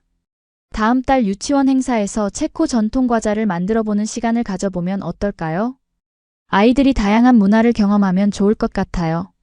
제 제안은 원장님과 다른 학부모님들로부터 큰 호응을 얻었고, 이 행사는 유치원의 인기 있는 프로그램이 되었습니다. 한국에서의 생활 5년 차에 접어든 저는 이제 완전히 이곳에 정착했다고 느꼈습니다. 언어적 장벽은 거의 사라졌고 문화적 차이도 더 이상 장애물이 아닌 저의 독특한 시각을 형성하는 자산이 되었습니다. 디자인 스튜디오에서의 활동도 더욱 확장되어 이제는 한국뿐만 아니라 아시아, 여러 국가들과의 프로젝트도 담당하게 되었습니다. 라우라, 네가 우리 스튜디오에 합류한 이후로 우리의 시야가 정말 넓어졌어. 이제 우리는 단순한 지역 디자인 회사가 아닌 국제적인 크리에이티브 에이전시가 되었어. 민지의 말에 저는 깊은 보람을 느꼈습니다. 한편 우리 가족의 삶도 더욱 풍요로워졌습니다. 준호의 새 직책 덕분에 우리는 다양한 문화 행사와 외교적 모임에 참석하게 되었고, 이를 통해 국제적인 네트워크를 형성할 수 있었습니다. 특히 체코 대사관과의 긴밀한 관계는 한-체코 문화 교류에도 기여하는 계기가 되었습니다. 라우라와 준호 씨 같은 다문화 가정이 더 많아질수록 한국과 체코의 관계는 더욱 깊어질 것입니다. 체코 대사의 말씀은 우리에게 큰 의미가 있었습니다. 이러한 경험들은 우리 아이들에게도 특별한 성장 환경을 제공했습니다. 소피아는 이제 한국어와 체코어를 자유롭게 구사했고, 토마스도 두 언어에 노출되며 자라고 있었습니다. 아이들은 어린 나이에도 불구하고 문화적 다양성에 대한 이해와 존중을 자연스럽게 습득하고 있었습니다. 엄마, 유치원 친구들은 왜 체코어를 몰라요? 소피아의 순진한 질문에 저는 미소 지으며 설명해 주었습니다. 세상에는 다양한 언어와 문화가 있어. 너는 특별하게 두 가지를 모두 배우고 있는 거야. 이렇게 우리 가족은 한국에서의 삶에 완전히 녹아들었지만 동시에 우리만의 독특한 정체성을 유지하며 살아가고 있었습니다. 그것은 단순한 적응이 아닌 새로운 문화적 융합의 창조였습니다. 그리고 이 과정에서 우리 모두는 더 넓은 세계관과 더 깊은 인간적 이해를 갖게 되었습니다. 한국에서의 6년 차, 우리 가족의 삶은 더욱 단단하게 뿌리내렸습니다. 소피아는 유치원에서 초등학교로 진학했고, 토마스는 어린이집에 다니기 시작했습니다. 준호는 외교부에서 더 중요한 역할을 맡게 되었고, 저 역시 디자인 스튜디오에서의 활동 영역을 넓히고 있었습니다. 초등학교 입학은 소피아에게도 저희에게도 큰 변화였습니다. 한국의 교육 시스템은 체코와는 많이 달랐고, 특히 학부모의 역할과 기대치가 높다는 점이 도전적이었습니다. 학부모 상담, 알림장 확인, 방과 후 활동 선택 등 처음에는 낯설고 복잡하게 느껴졌습니다. 라우라 씨, 이번 주 학부모 회의에서 방과 후 수업 신청을 해야 해요. 영어와 수학 중에서 고민 중이시죠? 다른 어머니의 질문에 저는 약간 당황했습니다. 사실, 소피아는 이미 이중언어를 사용하고 있어서 영어보다는 다른 활동을 찾고 있어요. 예술이나 체육 같은 것으로요. 제 대답에 몇몇 어머니들은 놀란 표정이었습니다. 한국의 교육 열풍 속에서 저희는 소피아에게 더 균형 잡힌 경험을 제공하고자 노력했습니다. 한국식 교육의 장점을 수용하면서도 유럽식 교육의 자유로움과 창의성도 지키고자 했죠. 이는 쉽지 않은 선택이었지만 준호와 저는 꾸준한 대화를 통해 합의점을 찾아갔습니다. 라우라, 한국에서는 학업 성취가 정말 중요해. 하지만 난 소피아가 네가 가진 창의성과 자유로운 사고도 배웠으면 좋겠어. 준호의 생각은 저와 크게 다르지 않았습니다. 우리가 소피아에게 양쪽의 장점을 모두 가르칠 수 있다면 그건 정말 특별한 교육이 될 거야. 우리는 이런 공통된 비전을 가지고 아이들의 교육 방향을 설정했습니다. 한편 디자인 스튜디오에서의 저의 역할은 점점 더 중요해졌습니다.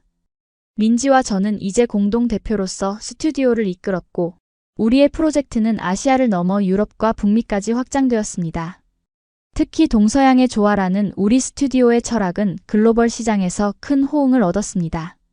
라우라, 내가 합류한 이후로 우리 스튜디오는 정말 국제적인 비전을 갖게 됐어. 이제 우리는 단순한 디자인 회사가 아닌 문화적 가교 역할을 하는 크리에이티브 그룹이 됐지.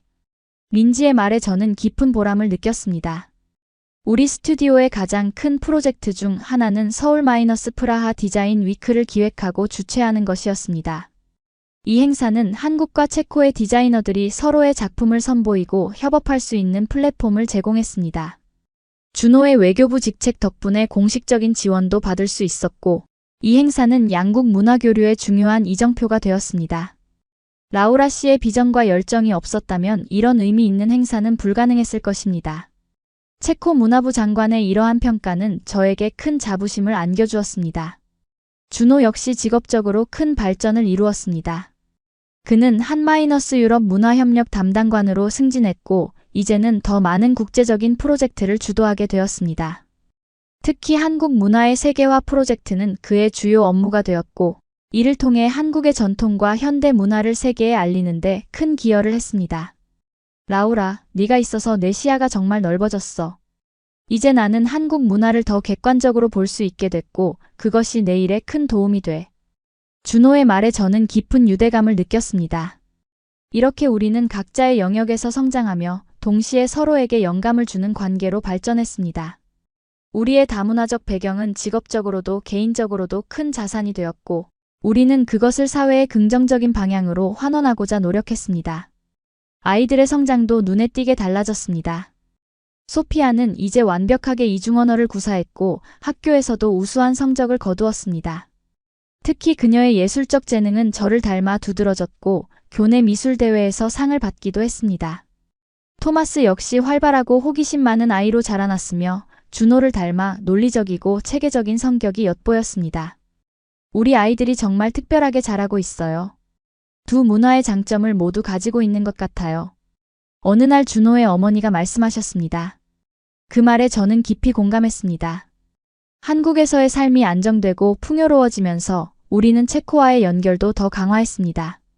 매년 여름방학에는 프라하를 방문하여 저의 가족들과 시간을 보냈고 아이들이 체코의 문화와 역사를 경험할 수 있는 기회를 제공했습니다. 또한 디지털 기술의 발달로 화상통화가 쉬워지면서 저의 부모님은 거의 매주 손자 손녀들과 대화할 수 있었습니다. 소피아와 토마스가 체코어를 이렇게 잘하다니 정말 기뻐요. 라우라, 당신과 준호가 정말 훌륭한 부모예요. 저의 어머니는 종종 이렇게 칭찬해 주셨습니다. 한국에서의 7년 차, 우리 가족에게는 중요한 결정의 시기가 찾아왔습니다.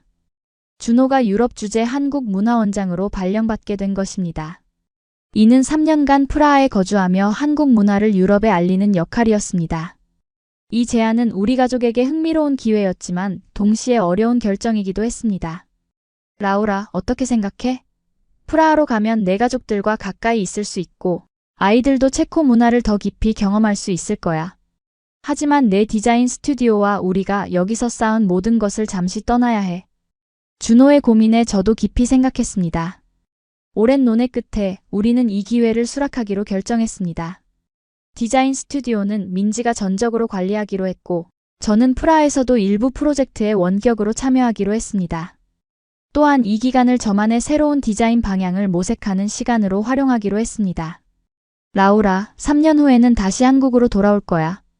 그때까지 우리 가족은 더 풍요로운 경험을 하게 될 거고 너와 내가 하는 일도 더 깊이와 넓이를 가지게 될 거야. 준호의 말에 저는 희망과 기대를 품었습니다. 프라하로 떠나기 전 우리는 한국에서의 마지막 몇 개월을 소중히 보냈습니다. 친구들과의 송별회, 아이들의 학교 선생님들과의 작별 인사, 그리고 디자인 스튜디오 동료들과의 마지막 프로젝트까지. 모든 순간이 감동적이었고 한국이 얼마나 우리 가족에게 특별한 곳이 되었는지 다시 한번 깨닫게 되었습니다. 라우라, 너는 이제 한국인이나 다름없어. 아니, 한국인보다 더 한국을 사랑하는 사람이 되었어. 민지의 말에 저는 깊은 공감을 느꼈습니다. 정말 그랬습니다. 한국은 이제 저에게 단순한 거주지가 아닌 제 정체성의 중요한 부분이 되었습니다. 체코 출신이지만 한국에서의 7년은 저를 완전히 다른 사람으로 변화시켰습니다. 그리고 이제 우리 가족은 다시 체코로 향하며 새로운 여정을 시작하려 했습니다. 2025년 여름 우리 가족은 프라하로 이주했습니다. 한국에서의 7년간의 삶을 뒤로하고 새로운 시작을 맞이한 것입니다. 프라하에 도착한 첫날 저는 묘한 감정을 느꼈습니다. 고향에 돌아왔다는 안도감과 동시에 한국을 떠났다는 아쉬움이 공존했습니다. 라우라, 여기가 내 고향이구나. 정말 아름다운 도시야. 준호가 프라하성을 바라보며 말했습니다. 그래, 하지만 이상하게도 서울이 그리워. 우리의 또 다른 집이니까. 제 말에 준호는 이해한다는 듯 고개를 끄덕였습니다. 프라하에서의 정착은 예상보다 수월했습니다. 준호는 한국 문화원장으로서 적극적으로 활동을 시작했고 소피아와 토마스는 국제학교에 입학했습니다. 저는 프라하의 디자인 커뮤니티와 새롭게 연결되면서도 한국의 스튜디오와도 긴밀히 협력했습니다. 준호의 문화 원장 역할은 한국 문화를 유럽에 소개하는 중요한 직책이었습니다. 그는 K-POP부터 한식, 한국 영화, 드라마, 그리고 전통 문화까지 다양한 프로그램을 기획했습니다. 특히 그가 주최한 한국 문화의 밤 행사는 체코 젊은이들 사이에서 큰 인기를 끌었습니다. 준호 씨, 한국 문화에 대한 깊은 이해와 동시에 유럽인들의 취향을 고려한 프로그램 구성이 정말 인상적입니다. 체코 문화부 관계자의 평가는 준호에게 큰 자부심을 안겨주었습니다. 저 역시 프라하에서 새로운 도전을 이어갔습니다. 서울과 프라하를 잇는 디자인 프로젝트를 주도하며 양국의 디자이너들 간의 교류를 촉진했습니다. 특히 동서양 디자인의 대화라는 제목의 전시회를 기획하여 큰 호응을 얻었습니다. 라우라의 작업은 단순한 문화적 혼합을 넘어 진정한 이해와 존중에 기반한 새로운 미학을 창조합니다. 유럽의 저명한 디자인 비평가의 평가는 저에게 큰 의미가 있었습니다. 아이들도 프라하에서의 새로운 생활에 빠르게 적응했습니다. 소피아는 이미 체코어를 유창하게 구사했기 때문에 학교 생활에 어려움이 없었고, 토마스도 놀라운 속도로 언어를 습득해갔습니다. 하지만 흥미롭게도 아이들은 종종 한국을 그리워했습니다. 엄마, 나 김치찌개가 먹고 싶어요. 어느 날 토마스가 말했을 때 저는 웃음을 참을 수 없었습니다. 오늘 저녁에 만들어줄게. 아빠가 한국에서 고춧가루를 가져왔거든. 이렇게 우리 가족은 프라하에 살면서도 한국 문화를 일상 속에서 유지했습니다. 주말이면 준호는 아이들에게 한국어를 가르쳤고 저는 한국 요리를 만들었습니다. 또한 정기적으로 한국의 가족들과 화상통화를 하며 연결을 유지했습니다. 프라하에서의 1년이 지나자 우리는 흥미로운 변화를 경험했습니다. 이전에는 한국에서 체코인 가족으로 여겨졌다면 이제는 프라하에서 한국인 가족으로 인식되는 경우가 많았습니다. 이러한 정체성의 변화는 때로 혼란스럽기도 했지만 우리는 그것을 우리 가족만의 특별한 경험으로 받아들였습니다. 라우라, 우리 가족은 정말 독특해. 한국에서는 너를 중심으로 체코 문화를 경험했고 이제 프라하에서는 나를 중심으로 한국 문화를 이어가고 있어. 준호의 말에 저는 깊이 공감했습니다. 프라하에서의 2년차, 우리는 더욱 활발히 문화교류 활동을 펼쳤습니다.